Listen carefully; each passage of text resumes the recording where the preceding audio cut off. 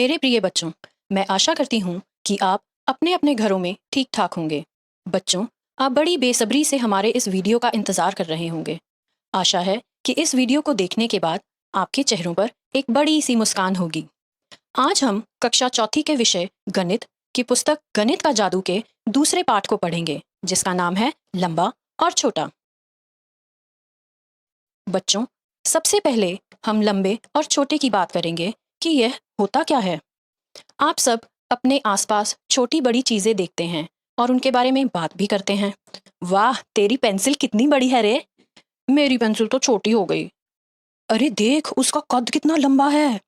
तो बच्चों, इस पाठ के माध्यम से हम यह पता लगाएंगे कि कोई चीज लंबी है या छोटी, उसे कैसे जाना जाए। बच्चों, सबसे पहले हम आते हैं पाठ में दिए गए पहले शीर्षक पर, जिसका नाम है कितनी दूर है बिंदु। दिए गए बिंदुओं को ध्यान से देखिए। अब हम 3 बच्चों की एक टोली बनाएंगे और उनसे बिंदुओं के बारे में कुछ सवाल पूछेंगे। बच्चों, तुम्हें किन्हीं 2 बिंदुओं के बीच की दूरी का अंदाजा लगाना है और अंदाजे से बताना है कि दोनों बिंदुओं के बीच की दूरी कितने सेंटीमीटर है। फिर एक स्केल से इन्हें नाप कर देखना है और बताना है कि क्या तुम्हारा अंदाजा सही था। तीनों बच्चे 2 बिंदु लेते हैं। उन बिंदुओं के नाम हैं क और ट। तीनों बच्चे बारी बारी से 2 बिंदुओं के बीच की दूरी का अंदाजा लगाते हैं। पहला बच्चा दोनों बिंदुओं के बीच की दूरी बताता है 7 सेंटीमीटर। दूसरा बच्चा 8 सेंटीमीटर बताता है और तीसरा बच्चा 6 सेंटीमीटर बताता है। बच्चों, जब हमने स्केल से बिंदुओं को नापा तो उनकी दूरी थी 5 सेंटीमीटर। तो तीनों बच्चों के उत्तर गलत थे। उनका अंदाजा स्केल की समझ न होने के कारण गलत हुआ। अब बढ़ते हैं दूसरे प्रश्न की ओर। कौन से 2 बिंदु तुम्हें एक दूसरे से सबसे दूर लगते हैं? अपने उत्तर की जांच करो। पहले बच्चे ने 2 बिंदु बताए, ज और ठ। दूसरे बच्चे ने 2 बिंदु बताए, ब और ठ। तीसरे बच्चे ने 2 बिंदु बताए, च और प। तीनों बच्चों का अनुमान फिर गलत निकला, क्योंकि जब हमने स्केल से नापा तो सबसे दूर जो बिंदु थे वे थे च और ठ। आगे बढ़ते हैं। कौन से 2 बिंदु एक दूसरे के सबसे पास हैं? पहले बच्चे का अनुमान य और भ। दूसरे बच्चे का अनुमान च और र। तीसरे बच्चे का अनुमान छ और ल। तीनों बच्चों का अनुमान फिर से गलत निकला। क और ल ऐसे 2 बिंदु हैं जो एक दूसरे के सबसे पास हैं। इसका पता हमें स्केल से लगा। तो बच्चों, देखा आपने कि कैसे सिर्फ अनुमान लगाना ही पर्याप्त नहीं है, हमें अच्छे से किसी भी चीज की लंबाई को मापना आना चाहिए।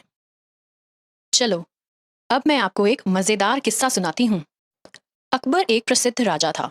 उसके पास एक चतुर मंत्री था जिसका नाम था बीरबल।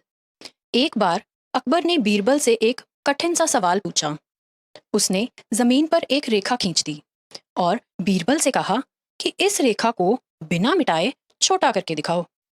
बीरबल ने कुछ पल सोचा और उस रेखा के सामने एक और नई रेखा बना दी जो अकबर की रेखा से बड़ी थी। तो इस प्रकार बीरबल ने बिना मिटाए अकबर की रेखा को छोटा कर दिखाया। चलो, अब कुछ और मजेदार करते हैं। यहाँ एक लड़की का चित्र दिया गया है जिसमें आपको उसके दाएं हाथ को बाएं हाथ से 1 सेंटीमीटर लंबा बनाना है। तो पहले आप उसके बाएं हाथ का नाप स्केल से लेंगे, जो कि 1.5 सेंटीमीटर है, और उस ही माप की उसकी दाहिनी बाजू बना देंगे।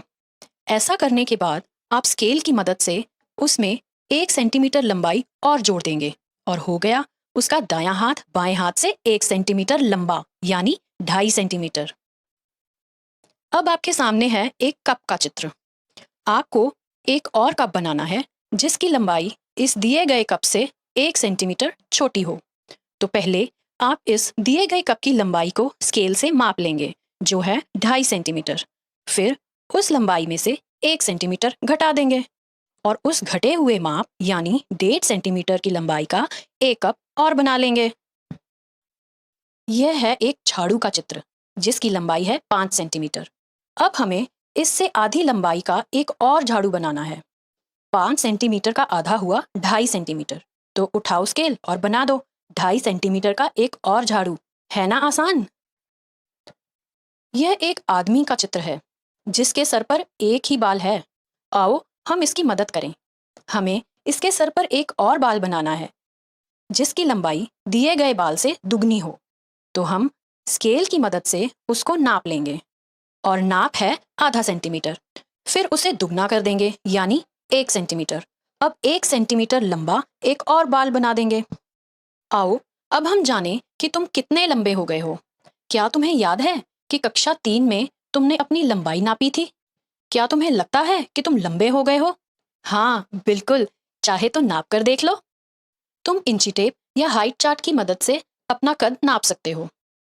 अब बताओ, क्या तुम्हारे दोस्तों का कद भी बढ़ गया है? चलो पता करें और नीचे दी गई तालिका को पूरा करें। यह हैं मेरे मित्र अनुजा, मोहित, सुशांत, गौरव और सुशील। अनुजा का कद पिछले वर्ष 110.6 सेंटीमीटर था और इस वर्ष उसकी लंबाई है 115.6 सेंटीमीटर। तो पिछले वर्ष के मुकाबले अनुजा का कद 5 सेंटीमीटर बढ़ गया है। इसी प्रकार मोहित, सुशांत, गौरव और सुशील के पिछले वर्ष की लंबाई और इस वर्ष की लंबाई दी गई है। मोहित का कद पिछले वर्ष के मुकाबले 6.2 सेंटीमीटर बढ़ा है। सुशांत का कद 7.4 सेंटीमीटर बढ़ा है। गौरव का कद 4.1 सेंटीमीटर बढ़ा है और सुशील का कद 5.3 सेंटीमीटर बढ़ा है। देखा बच्चों, कैसे थोड़ा थोड़ा कर कर तुम सब बढ़ रहे हो। यह है झुम्पा। झुम्पा ने एक बार विश्व के बहुत लंबे व्यक्तियों की सूची को पढ़ा। उनमें से एक 272 सेंटीमीटर लंबा था। यह झुम्पा की लंबाई से 2 गुना था। अब आप बताओ कि झुम्पा कितनी लंबी है। इसके लिए आपको 272 सेंटीमीटर को 2 से भाग करना होगा, जो है 136 सेंटीमीटर। अच्छा, अब जरा सोच के बताओ कि क्या यह व्यक्ति बिना झुके तुम्हारी कक्षा के दरवाजे से गुजर सकता है?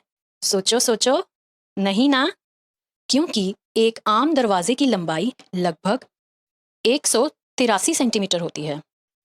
अच्छा, अब यह बताओ कि अगर यह व्यक्ति सीधा खड़ा हो जाए तो क्या इसका सिर तुम्हारे घर की छत से टकराएगा? जी हाँ, बिल्कुल टकराएगा, क्योंकि आमतौर पर घर की छत की ऊंचाई 275 सेंटीमीटर होती है। बच्चों, आओ अब हम जानते हैं कि आपके परिवार में कौन है लंबा और कौन है छोटा। मान लो कि तुम्हारे परिवार में सबसे लंबे हैं तुम्हारे पापा, जिनका कद है लगभग 205 सेंटीमीटर, और सबसे छोटा है तुम्हारा छोटा भाई, जिसका कद है लगभग 140 सेंटीमीटर। तो इन दोनों के कद में अंतर कितना हुआ? बिल्कुल सही, 205 सेंटीमीटर में से 140 सेंटीमीटर घटाएं और अंतर आया 65 सेंटीमीटर। आओ अब हम यहाँ नजर डालते हैं, जहाँ एक अंतर विद्यालय खेल प्रतियोगिता चल रही है। यह लड़कियों की 100 मीटर की दौड़ है। अरुंधति समाप्ति रेखा के निकट है। वह उससे लगभग 6 मीटर दूर है। उसके पीछे रेहाना है। कोंकणा और उमा रेहाना के पीछे दौड़ रही हैं। हमें बताना है कि रेहाना अरुंधति से कितनी दूर है। हमारे पास चुनाव के लिए 4 विकल्प हैं: 3 मीटर, 6 मीटर, 10 मीटर और 15 मीटर। चित्र देखकर अनुमान लगाया जा सकता है कि अगर अरुंधति समाप्ति रेखा से 6 मीटर की दूरी पर है तो रेहाना अरुंधति से 3 मीटर की दूरी पर है। इसी तरह हम यह अनुमान लगा सकते हैं कि कोंकणा और उमा से रेहाना 6 मीटर आगे है। तो बच्चों, अब बताओ कि कोंकणा और उमा समाप्ति रेखा से कितनी दूर हैं? इसके लिए हमें समाप्ति रेखा से अरुंधति की दूरी, अरुंधति से रेहाना की दूरी और रेहाना से कोंकणा और उमा के बीच की दूरी का जोड़ करना होगा, जो है 6 मीटर जमा 3 मीटर जमा 6 मीटर यानी 15 मीटर। बच्चों, तुमने 1500 मीटर या 3000 मीटर की दौड़ के बारे में तो सुना होगा। 1000 मीटर का बनता है 1 किलोमीटर, तो 1500 मीटर हुए 1.5 किलोमीटर और 3000 मीटर हुए 3 किलोमीटर। इसलिए तुम कह सकते हो 1500 मीटर की दौड़ के लिए 1.5 किलोमीटर दौड़ना पड़ेगा और 3000 मीटर की दौड़ के लिए 3 किलोमीटर दौड़ना पड़ेगा। बच्चों, तुमने मैराथन दौड़ के बारे में भी सुना होगा, जिसमें लोग 40 किलोमीटर की दौड़ लगाते हैं। लोग मैराथन दौड़ के लिए सड़क पर ही दौड़ते हैं, क्योंकि स्टेडियम में दौड़ने का रास्ता 400 मीटर ही होता है। अब हमें यह बताना है कि यदि स्टेडियम के 10 चक्कर लगाए जाएं, तो वह कितने किलोमीटर होंगे। इसके लिए हम 400 मीटर को 10 से गुना करेंगे, जो कि हुआ 4000 मीटर, और 4000 मीटर का अर्थ है 4 किलोमीटर। अगर तुम्हें मैराथन स्टेडियम में ही पूरी करनी है तो आओ देखें। स्टेडियम का एक चक्कर हुआ 400 मीटर का। स्टेडियम के 10 चक्कर हुए 400 गुना 10 यानी 4000 मीटर। स्टेडियम के 100 चक्कर हुए 400 गुना 100 यानी 40,000 मीटर, और 40,000 मीटर का अर्थ है 40 किलोमीटर। तो तुम्हें स्टेडियम के 100 चक्कर लगाने होंगे। यहाँ कुछ बच्चों ने लंबी कूद में हिस्सा लिया है। धानु की 3 मीटर 40 सेंटीमीटर की सबसे लंबी कूद है। गुरजीत दूसरे नंबर पर है। उसकी कूद धानु की कूद से केवल 20 सेंटीमीटर कम है। गोपी तीसरे नंबर पर गुरजीत से 5 सेंटीमीटर कम है। तो बताओ, गुरजीत और गोपी की कूद कितनी लंबी थी? बिल्कुल सही। गुरजीत की कूद 3 मीटर 20 सेंटीमीटर और गोपी की कूद 3 मीटर 15 सेंटीमीटर। बच्चों, आप सब भी कुछ क्रियाएं घर पर करके देख सकते हो कि तुम कितना लंबा कूद सकते हो, तुम एक गेंद को कितनी दूर फेंक सकते हो। फुटबॉल या वॉलीबॉल जैसी कोई एक बड़ी बॉल लो और देखो कि तुम उसे कितना उछाल सकते हो। है ना मजेदार?